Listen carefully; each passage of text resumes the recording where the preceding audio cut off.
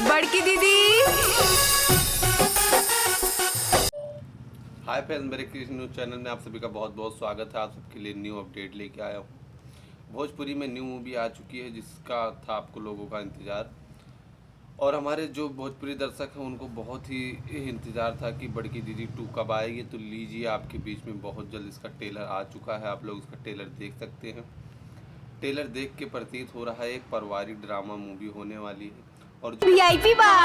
हो देख देख के इतना उछले की जरूरत नहीं खे। तू लोग स्टार कास्ट के रूप में होने वाली फीमेल एक्ट्रेस सुपरस्टार काजल राघवानी जी बहुत अच्छा रोल प्ले करते आपको नज़र आ जाएंगी। उसी के साथ में इसमें आपको और माया यादव जैसे कलाकार आपको देखने को मिल जाएंगे, और रितु चौहान जैसे कलाकार इसमें आपको बहुत अच्छे 3 स्टार कास्ट का रोल प्ले कर रही हैं। 3 फीमेल एक्ट्रेस जो अपने आप में एक अच्छी मूवी है।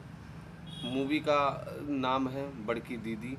तो नाम से ही प्रतीत होता है एक पारिवारिक ड्रामा फिल्म होने वाली है। आप लोग इसको देखना ना भूलें बहुत जल्द।